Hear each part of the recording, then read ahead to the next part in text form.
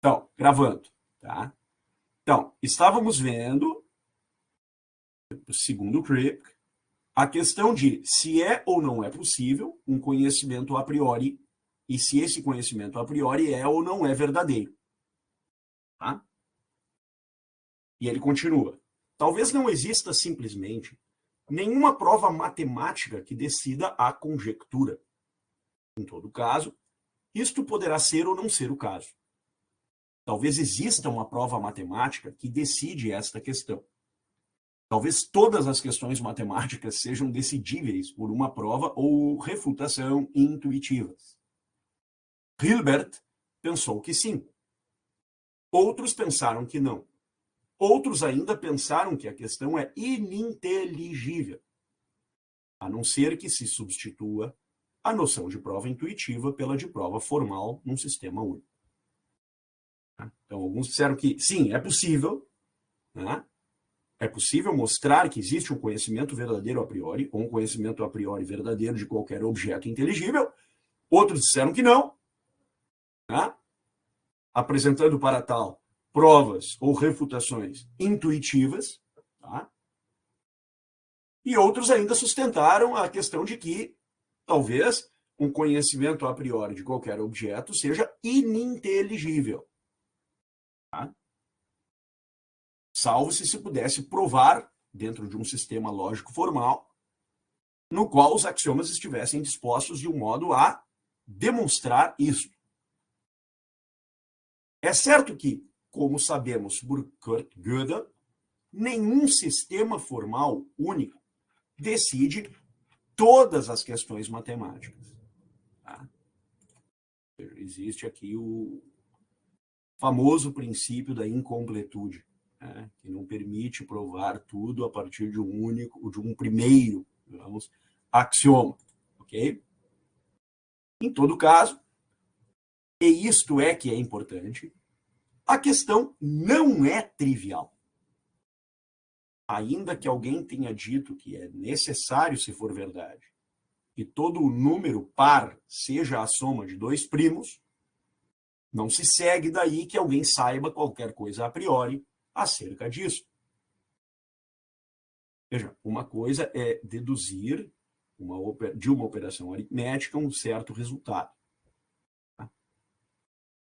Por exemplo, sei lá, 1 mais 1 igual a 2, ou 2 mais 2 igual a 4. Ok? Outra coisa é sustentar que a condição de possibilidade desta operação dependa de um conhecimento a priori. Tá? Lembremos lá dos antigos, né, com Aristóteles, a questão dos primeiros princípios. Né? Mas aqui, como é que se coloca a questão dos primeiros princípios? Eles são a priorísticos? Não são?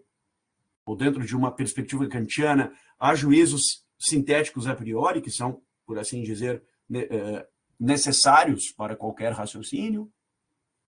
Como é que se dá isso?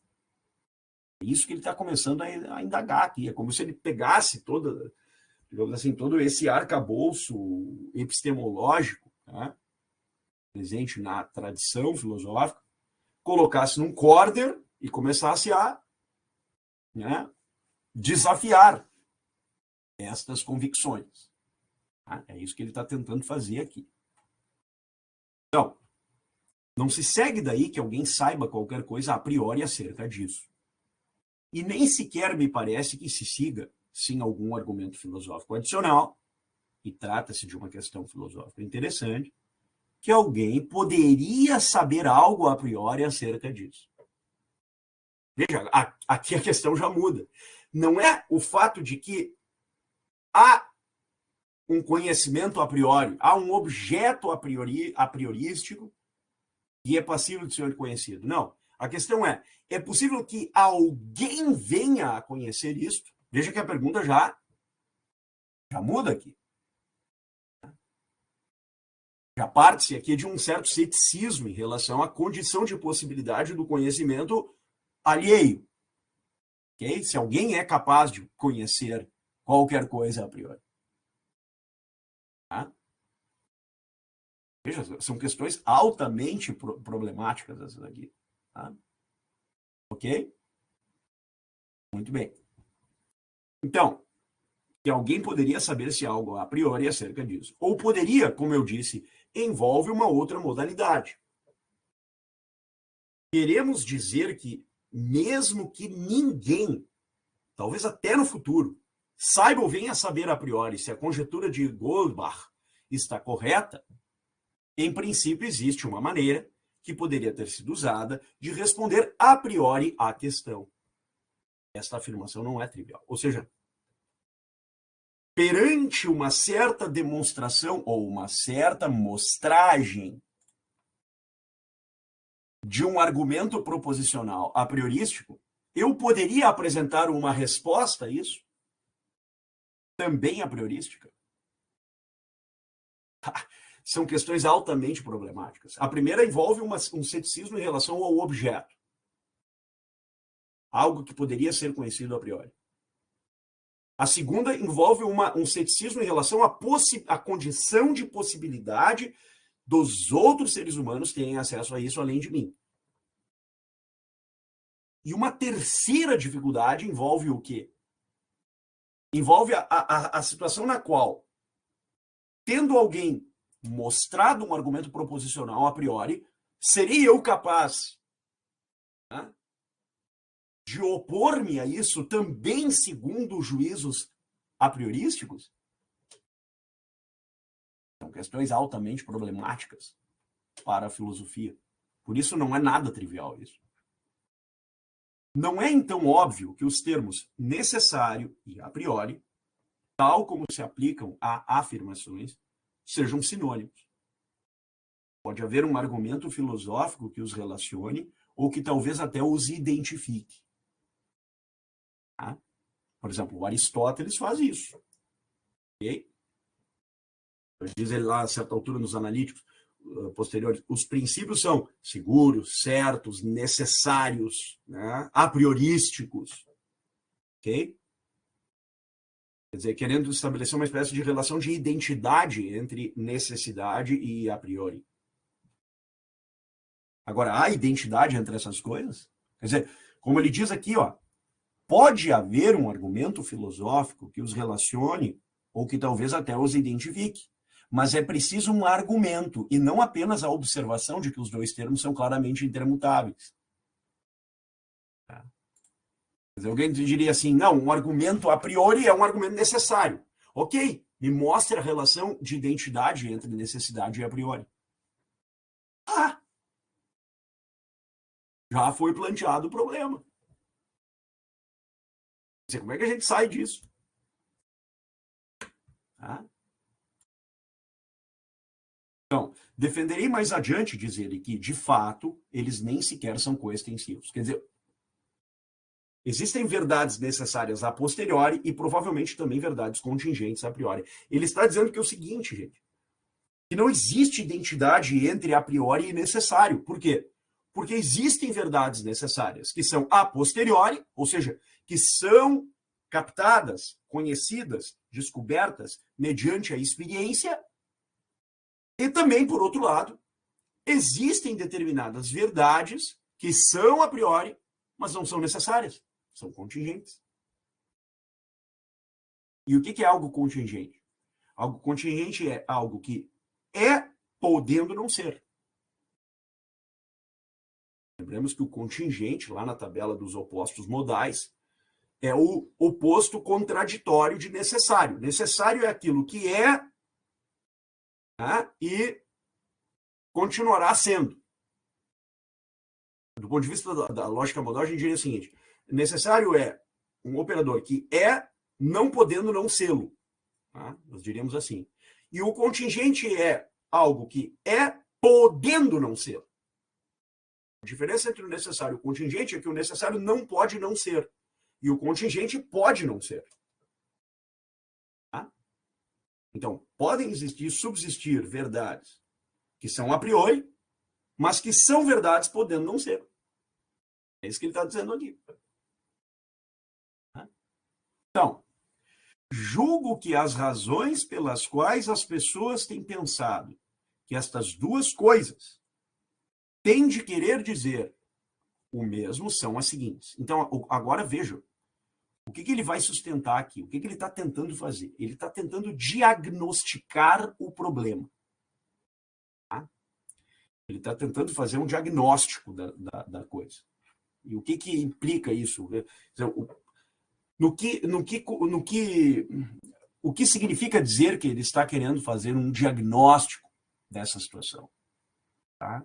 Significa que ele está querendo saber como os outros filósofos da tradição, seja ela clássica ou analítica, estão querendo, né, estabelecer afirmações a respeito disso. Então, quais são os motivos que levaram as pessoas a pensarem que necessidade e a priori são a mesma coisa? Ok? É como se chegasse assim num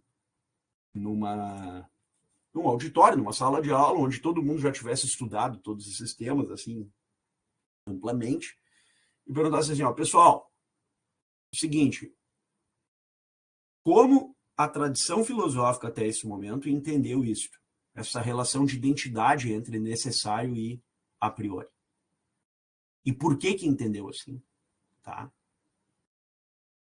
E agora nós vamos entender os motivos pelos quais muitos dentro da tradição filosófica entenderam como entenderam essa questão. Essa relação de identidade, é importante dizer isso, né? Deixa eu colocar no chat aqui.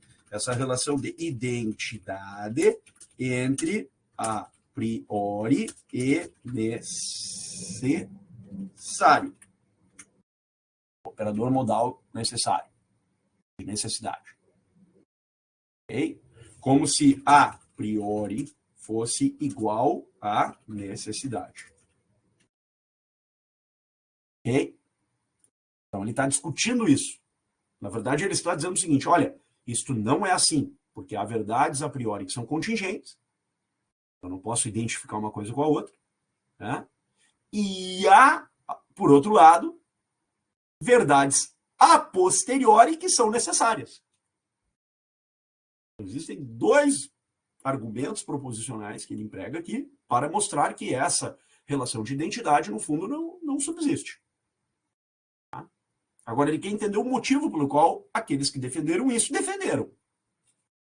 Esse é o ponto. Ok? Vamos ver, então, primeiro grupo. Tá? Primeira motivação, primeira razão. Se uma coisa é verdadeira não só no mundo atual, mas em todos os mundos possíveis, então, com certeza, ao passarmos em revista mentalmente todos os mundos possíveis, deveríamos ser capazes de ver com esforço suficiente se um enunciado for necessário, que ele é necessário e assim ter conhecimento dele a priori. Mas, na realidade, não é assim tão óbvio que possamos fazer isso. Ou seja, pegando aqui a semântica dos mundos possíveis, tá?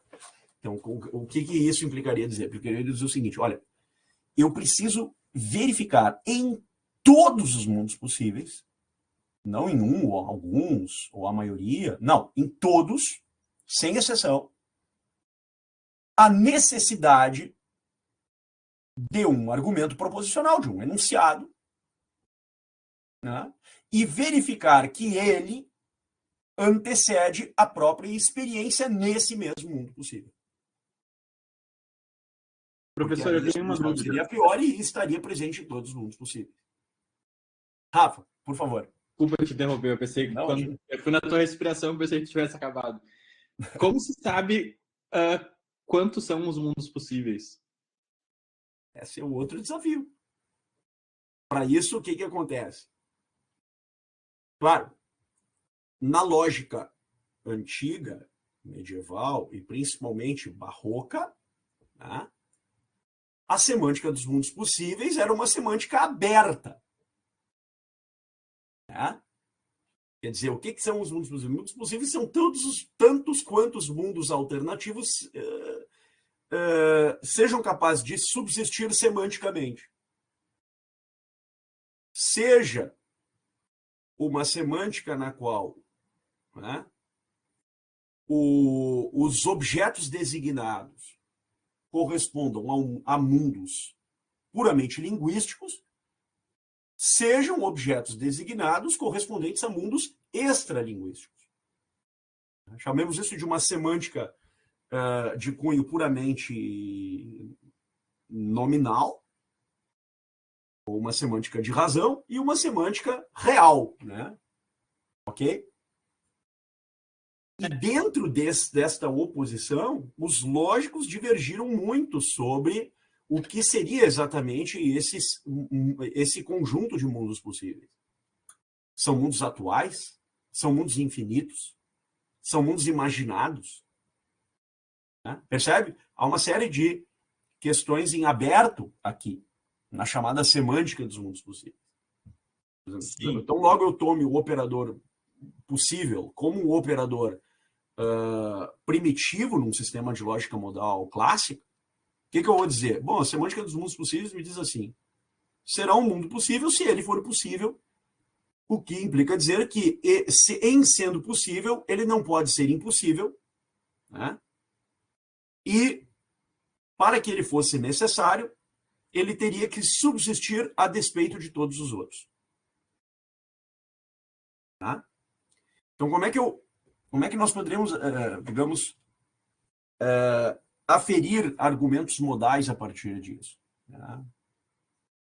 Quando algo seria necessário e quando algo seria possível? Bom, algo seria necessário, né, trabalhando com uma hipótese frequentista e estatística, né, uma leitura, digamos assim, da lógica modal antiga, quando isto fosse presente em todos os tempos, né, dentro de uma cronologia. Então, isso seria necessário. Algo é necessário quando é presente em cada tempo. Mas algo é possível quando é presente em algum tempo ou em qualquer tempo. Percebe? Então, os mundos semanticamente alternativos seriam pensados a partir dessa bivalência entre duas determinações modais. Uma radicada no operador necessário, que diz que é verdadeiro em todo o tempo, e outro que diz que é possível, quando é verdadeiro em algum tempo. Tá? Ok? Então, isso supõe dizer que no mundo clássico, a inserção de um mundo semântico como um mundo possível não tinha, assim, muitos empecilhos. Era muito fácil. Na lógica contemporânea, por outro lado, existem regras, axiomas que, digamos assim, dificultam imensamente a explosão dos mundos possíveis. O próprio sistema do Kripke, né, tem lá as relações de acessibilidade e tem uma variedade de axiomas, por exemplo, o axioma de distribuição. Né? Quer dizer, até onde eu posso ir? Qual é o limite semântico do mundo possível? E quando um mundo possível pode ser recebido dentro de um sistema formalizado. Então, são muitos desafios na lógica contemporânea para a semântica dos mundos possíveis. Percebe? Não há uma determinação do que eles sejam, e sim uma determinação de qual é o enquadramento desses mundos dentro de um sistema lógico formal. Essa é a dificuldade. É que a minha dúvida é que, se for muito difícil estabelecer quantos são os mundos possíveis, se tu levar ao extremo, tu pode chegar na conclusão de que não existem relações necessárias. Exatamente. E pode ter sempre um mundo possível em que determinado significado não é necessário. Perfeito. Exatamente isso. Ou seja, em outras palavras, encontrar qualquer coisa necessariamente, né, seria, por definição, um argumento impeditivo. Por quê? Porque lhe faltaria razão suficiente. Exatamente. Né? É isso. Muito Professor? bem. Esse é um problema complicado. Né? Carlos, salve. Estou em choque ainda com o comentário do Rafael, muito bacana. Então, teoricamente, nós só poderíamos alcançar muito, não necessidades, mas, digamos assim, coisas altamente prováveis na medida em que nós não conseguimos pensar em contra-exemplos, né? Mas, como ainda seria pensável um outro mundo em que aquilo não se dá, enfim, então ficaria sempre algo tenderia a ser necessário, mas isso nunca seria efetivo, né? É que o problema que a gente discute às vezes no escritório é em relação ao nexo causal da responsabilidade civil. Como é que tu vai estabelecer que é uma... Porque para ter uma relação, para ter um nexo causal, tu precisa ter uma relação necessária de causa e efeito numa ação, num dano. Então, se tu não tem uma relação necessária, é impossível tu estabelecer um nexo causal. Exatamente. E como seria um mundo no qual nós só seríamos capazes de discernir os efeitos? Deixa eu só fazer uma referência, aproveitando a pausa, para Claro. não atravessar também a sua exposição. Juliana, Se eu entendi corretamente, no primeiro caso a que você se referia, eu vou falar em metafísica, porque eu acho que eu entendi que o termo adequado. Na primeira circunstância que você estava a descrever, a gente opera numa metafísica pretensamente pré-estabelecida. E no segundo caso, a gente precisa estabelecer essa metafísica a qual o sistema está se referindo antes de fazer uma proposição. Sim, perfeito. É exatamente isso, Viana. Quer dizer, existe uma metafísica condicional. Essa metafísica é subjacente aos argumentos proposicionais. Perfeito. Mas essa metafísica, ela expõe de maneira determinada as causas mediante as quais os efeitos, que são as conclusões proposicionais, são assumidas ou não. Esse é o desafio. Porque se eu parto de uma relação de identidade entre o necessário e o a priori, eu serei capaz de fazer um sistema dedutivo formal metafísico no qual todas as predicações, tá? Sejam predicações nominais, sejam predicações categoriais, sejam predicações transcendentais, serão decorrentes de um objeto principal que desempenha a função de ser o primeiro na ordem do cognoscível. Tá? E nós teríamos, portanto, uma metafísica que é simultaneamente descritiva e transcendental. Tá? Isso é o que se verifica, por exemplo, no sistema metafísico do Francisco Soares. Tá? Uma outra chave é aquela na qual nós temos uma certa metafísica subjacente, mas essa metafísica não expõe, não manifesta, não revela o seu amplexo de causas. E, portanto, nós temos que discernir isso ao modo de argumentos proposicionais, não estabelecendo afirmações, mas partindo de um princípio ceticista, no qual nós, a partir do qual nós desafiamos as convicções incertas. Por exemplo, de que exista uma relação de identidade entre necessário e a priori, que é o que o Kripke está tentando fazer.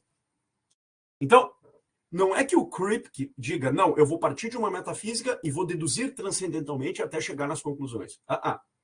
O que ele diz é o seguinte, eu não sei se há algo para além disso, mas, dado que isso se apresenta sem graus de certeza, isto é, a relação entre necessidade e a priori não é uma relação provada, tá? Então, partindo de um princípio cético, eu desafio a isso. E desafiando a isso, assumindo, por exemplo, que eu posso demonstrar que existam verdades que são necessárias a priori, a posteriori, e que existem verdades contingentes a priori, eu estou propondo o quê? Uma extensão, tá, ao modo de atributo proposicional dos argumentos que eu postulo. Para além de onde? Para além dos próprios argumentos proposicionais. E para isso, o que eu estou fazendo, em outras palavras? Como tu mesmo disse, e muito bem, construindo uma metafísica descritiva. Em termos modais. Então, veja que coisa fantástica é isso aqui que ele propõe. Tá? Então, com certeza, tu acertou na mosca, Juliana, é isso mesmo. Tá? Beleza? Eu ainda Carlos, tenho por favor. uma perguntinha, que é o seguinte, uma coisa só uma ideia que me ocorreu, não tem algum conflito, talvez, da gente utilizar a semântica de mundos possíveis como ferramenta para abordar a questão modal, uma vez que isso parece já pressupor uma certa noção de modalidade, uma vez que os mundos são possíveis, quer dizer, já está pondo o nosso mundo como contingente e como possível a existência de alternativas? Isso Ou seja, uma espécie de pouco solipsismo no emprego do modo possível. É isso, né? Que tu queres dizer? Sim, me parece que é possível de se indagar esse problema. Por quê? Porque para falar de um modo não solipsista, eu precisaria assumir um ponto de vista privilegiado. Qual é o ponto de vista privilegiado? É daquele que reflete os mundos possíveis. Tá, mas o que me permite embasar É por um verdade, posicionamento isso? porque em português é bem diferente do grego, né? A gente em grego tem to, on. Ah, sim. Não tem como traduzir isso para português. Não há uma escolha a ser feita em relação à exposição. To, on. Acabou. Em grego está dito, mas então eu entendo essa sua. Claro que demanda sempre, do ponto de vista do grego, sim, com certeza, Claro. me perdoe, professor. Não, mas é isso mesmo. É postulativo, né? Postulativo, quer dizer, to, on, me implica o quê? Me implica que eu postule semanticamente um cognoscível. Né? Claro que isso pode ter variações. Né? No grego também se usa o verbo no infinitivo, to reinai, né? Que pode significar muitas coisas, dentre as quais o ser, né? Ou a coisa que existe, a coisa universal. Né? Ainda que a coisa universal seja de difícil identificação, por exemplo, em Aristóteles, né? Talvez não em outros filósofos gregos, mas em Aristóteles certamente. Tá? Então, de fato, é postulatório. Né? E se é postulatório, pois bem, como livrar-me do solipsismo? No fundo, eu vou dizer para vocês assim, uma angústia. No fundo, o Wittgenstein apresentou um problema que ninguém conseguiu superar até hoje.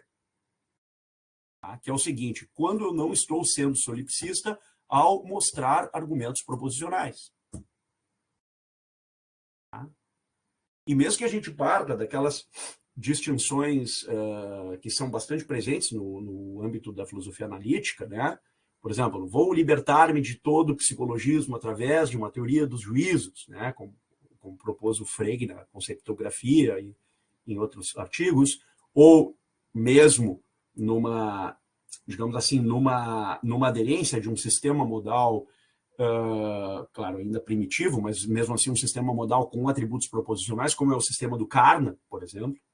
Mesmo que eu parta desses pontos privilegiados de observação, eu poderei resvalar e cair num solipsismo. Então, é bem na verdade que o princípio operacional a partir do qual eu parto para fazer essas análises, ele será, do meu ponto de vista pelo menos, mais privilegiado na medida em que o ceticismo esteja cada vez mais presente. Ou seja, que eu desafie as minhas crenças, desafie as minhas convicções, desafie as maneiras como eu vou aderir, né? Como eu adiro a uma determinada plataforma de significados que não tem prova, digamos assim, tá? Ou que não apresenta uma demonstração proposicional cabível. E, em ampla medida, o que a gente chama de tradição da semântica dos mundos possíveis, né, é algo que apresenta uma série de desafios nesse sentido. Tá? Então, acho que a questão que o Carlos traz é muito, muito importante mesmo, porque ela é decisiva. Né? Ela é decisiva para dizer o seguinte: até onde eu posso ir, até onde eu não posso ir. Quando eu estou argumentando de maneira proposicional e quando eu não estou. Vamos lá, vamos resgatar o Wittgenstein. Quando eu estou argumentando de modo a postular proposições no espaço lógico e quando não. Qual é o limite? Tá?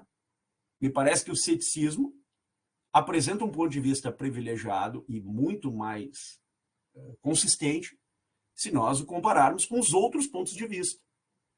Né? Da crença epistêmica, da probabilidade, de um juízo doxástico, que é um juízo opinativo, e assim por diante. Tá? O que não significa dizer que a gente não possa fazer com a lógica epistêmica uma série de raciocínios factuais e contrafactuais que nos aproximam, em termos céticos, do espaço lógico. Somos capazes de fazer isso. E a lógica epistêmica contemporânea faz isso. Tá? Bom, vamos seguir um pouquinho mais, só para a gente... Né? Então, primeiro aqui, essa questão, esse é o argumento. Né? Qual é o argumento, em outras palavras? Tá? O argumento é o de que a coisa é verdadeira em todos os mundos possíveis. Se é verdadeira em todos os mundos possíveis, é necessária. Se é necessária, é a priori, porque sem um conhecimento a priori do que é necessário, eu não poderia identificar que aquilo é necessário em todo o mundo possível, onde eu seja capaz de conhecer essa mesma coisa. É claro que isso resulta num argumento circular. Há uma falácia aqui muito sutil, tá? Nessa prova. Bem, depois, adelante, segundo, tá? Vamos ver como, então, os que sustentam a relação de identidade entre necessidade e a priori sustentam a sua posição. Qual é o segundo grupo de provas? Dizem eles assim. Segundo, acho que se costuma pensar que, conversamente, se uma coisa é conhecida a priori, então tem de ser necessário. Foi sem olhar para o mundo que a conhecemos. É o que ele está dizendo. A gente não olhou para nada na experiência e nós conhecemos essa coisa de maneira a priorística. Então, se isso nós conhecemos de modo a priori, então é necessário. Porque foi sem olhar para o mundo que a conhecemos. Se dependesse de alguma coisa característica contingente do mundo atual, como é que poderíamos conhecê-la sem olhar?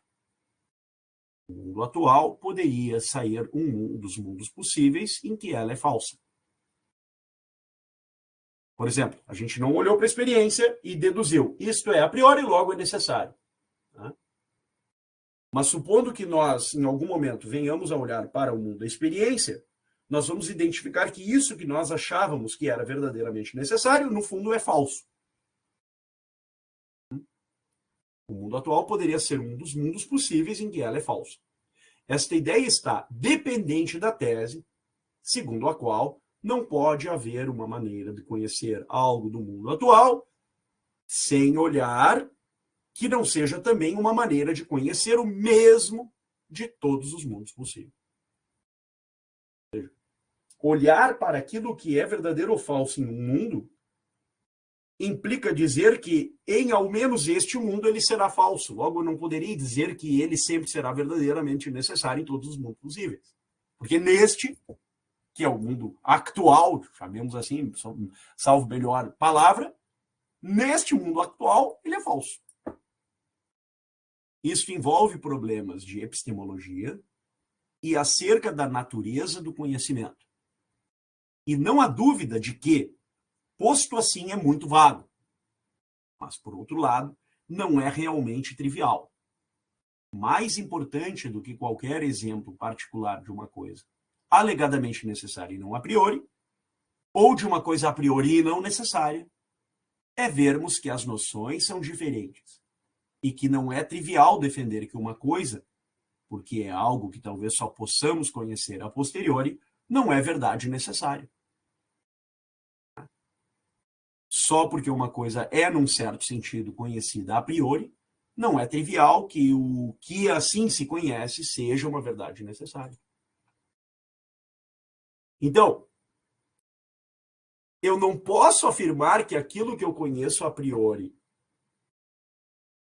é necessário e não posso afirmar que aquilo que eu conheço pela experiência a posteriori não seja necessário. Se eu não posso nenhuma coisa nem outra, como eu posso partir de uma crença epistêmica, entre aspas, de que tudo que é a priori é necessário e tudo que é necessário, né, pode ser a priori? Veja, o ceticismo nos mostra, ou faz com que nós, neste caso, venhamos a requerer uma demonstração disso. E se não é possível demonstrar que é, e nem que não pode não ser, logo não se pode deduzir que necessário e a priori sejam idênticos. Ok? Então, qual é o princípio operacional que nos leva a tomar este juízo? É o princípio do ceticismo. Ok? Quer dizer, se algo no mundo atual é falso, eu jamais poderia dizer que a mesma coisa será verdadeira necessariamente em todos os mundos possíveis, porque se nesse é falso, mesmo que seja verdadeiro em todos os outros, ele não o será em todos. E eu não serei capaz de dizer que ele será em quais tais, porque eu estou como que preso no mundo atual. E qual é o tipo de acesso epistêmico que eu tenho aos demais mundos? E mesmo, veja, mesmo partindo do suposto de que eu tenha acesso a alguns desses mundos, ou a todos, ou a maioria deles, ou a algum, ou a um apenas, o que me dá certeza epistêmica de que eu estou conhecendo o objeto tal como ele se apresenta neste mundo. E por que ele se apresenta neste mundo? Ou melhor, por que ele se apresentaria neste mundo do mesmo modo que se apresenta em todos os demais? São questões legítimas que um primado ceticista levantaria à semântica dos mundos possíveis.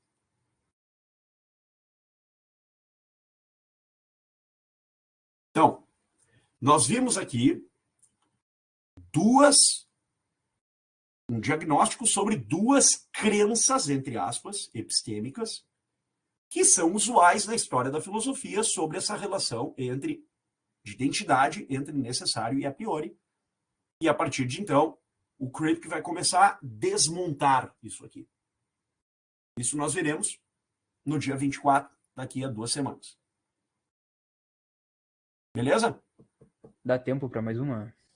Claro que sim, com certeza. Como não? Por favor. Você é encrenqueiro da sala aqui, né? Não tem nada. Aqui é para isso. É para isso que a gente faz isso. Mas assim, ó, eu continuo com uma certa implicância, assim, ó, porque, vê bem, eu não sou um necessitarista, entendeu? Longe de mim. Agora, que autoridade, que legitimidade tenho eu para dizer que tal coisa seria assim ou assado num mundo alternativo ao meu, ou mesmo que esse mundo existe, ou mesmo que isso é racional, entendeu? Tipo assim, dada a mera possibilidade de um necessitarismo. Eu não defendo, mas reconheço a possibilidade. Como é que eu posso sair falando de um mundo alternativo? Vai que esse mundo aqui é o único possível porque nós estamos num necessitarismo estrito. E aí, entendeu? Claro. E só uma coisa, é que me parece que eu não venho da tradição analítica, tá legal?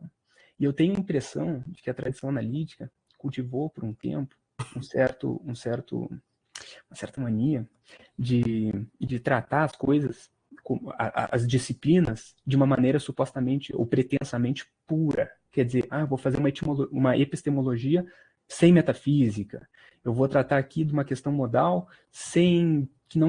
que ainda não está conectada com a metafísica, com a ética, com isso. Não, a gente trata tudo de maneira pura. Só que daí na prática a gente vê que não é tão puro assim, entendeu? As coisas se sujam, se marcam. Há uma interseção entre essas coisas. Isso. Então parece que tem uma série aqui de pressupostos metafísicos que, por um lado, são inescapáveis, na minha opinião, a gente sempre vai ter que ter os nossos pressupostos metafísicos, mas que, por outro lado, talvez poderiam ser um pouco mais explicitados, entendeu? Sim, mas veja, o Kripke vai fazer isso depois. Ele fará isso mais para frente, tá, cara? É que, claro, a gente está ainda na primeira palestra, na primeira conferência, então, é claro, ele está indo aos pouquinhos, né? E como ele era um grande professor, didático e tudo, e isso, claro, é um texto em forma de palestra, né? De exposição, claro que ele precisa ir costurando aos poucos, né? Agora, eu tô, em princípio, tá? Eu compartilho contigo esta angústia, tá? ou seja, de que abdicar de qualquer, por mínimo que seja, qualquer grau de necessitarismo seria amplamente difícil. E a questão digamos, da departamentalização dos saberes, né, como se fossem assim, áreas isoladas e altamente individuadas, né, sem qualquer conexão umas com as outras, Como se seria algo fossem extremamente... hermeticamente fechadas, né? Exatamente, né? Quer dizer, partindo desse suposto, pois bem, o que justificaria esta incapacidade de alteridade, em outras palavras, né? Então, acho que digamos assim, essa objeção que tem um caráter talvez menos analítico e mais hermenêutico, né? Neste caso é muito bem-vindo, tá? Muito bem-vindo. Eu acho que sim, é uma pergunta absolutamente legítima para o pressuposto analítico de tratamento das ciências de geral e da filosofia da ciência como um todo, né? Se a gente pensar assim, do ponto de vista mais abrangente. Tá? Juliana, prego. Juliana? Vou tomar a liberdade de comentar um pouco a questão que o Carlos trouxe agora. Uhum. Física, a lógica moderna é bastante relevante. Na física, a questão do referencial é um problema gigantesco. Tem um problema dos modelos mesmo criados, se o modelo corre no tempo ou se é um modelo independente do tempo. Independente do tempo, significa que a componente do tempo não se apresenta, né, naquele modelo proposto. Questão central, mas assim, autoritas é mais respeitado em ciências do que a gente imagina. Essa questão assim, uma proposição, quando ela é contemplada do ponto de vista da verdade, ela é bem recebida. A questão é o referencial na física, né? Se do ponto de vista do laboratório, que é esse ponto de vista do observador-narrador, né, digamos assim, ou se do ponto de vista do objeto, que é um outro ponto de vista. Mas sempre levando autoritas, tipo, não, mas isso não acontece, não, né? Tipo, isso não pode acontecer. E é mais ou menos sobre isso, sobre a questão do referencial, que me parece relevante também na lógica modal. Perfeito. Não, acho que é uma outra questão muito, muito importante, né? Quer dizer, em outras palavras, qual é o tipo de objeto designativo que é, digamos, designado, referido, né? Ou seja, em outras palavras, qual é a teoria da referência subjacente à semântica dos mundos possíveis? Né? Se a gente voltasse lá atrás, os medievais, né? Ockham, Buridan, Radulfus Brito, Thomas Bradwardine, esses autores de Oxford, né? Do século XIV. Então, eles trabalhavam muito com a chamada teoria da suposição. Tá? Então, a teoria da suposição, que na verdade é de um século antes, né? Ela foi bem desenvolvida ali no início pelo Pedro Spanos, pelo William of Sherwood. Qual era basicamente a ideia? Olha, tu tem 3 tipos de objetos referenciais. Tá? E para cada qual existe uma teoria da referência, isso é um tipo de suposição. Tá? Ou a referência é a própria linguagem, termos da linguagem. Tá? Os medievais chamavam isso de suposição material. Ou a referência são conceitos e entidades mentais, eles chamavam isso de suposição simples. Ou a referência é a de coisas que são individuais, eles chamavam isso de suposição pessoal. Tá? E dentro da teoria da suposição pessoal, tu tem muitas relações lógicas, como, por exemplo, a suposição distributiva, a suposição determinada, a restrição. Tá? Quer dizer, a distribuição é aquela que estende o argumento proposicional. A restrição é aquela que, ao adicionar um termo, né, numa proposição, ou numa oração, como eles chamavam na Idade Média, você reduz o escopo da referência, né? Ou uma individuação determinada da referência com o que eles chamavam na época de apelação. Tá?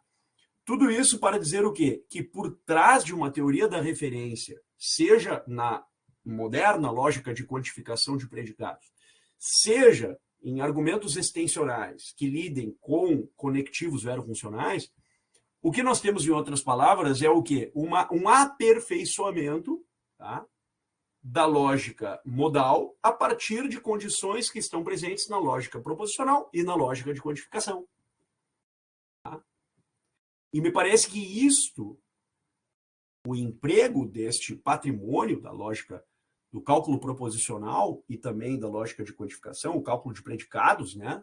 Isto vai fazer com que isso vai aperfeiçoar esta metafísica descritiva, né, subjacente a uma semântica atual dos mundos possíveis. Tá? Então, eu iria nessa linha, digamos. Tá? Beleza, pessoal? Então, é isso. Acabamos aqui. Vou interromper a gravação.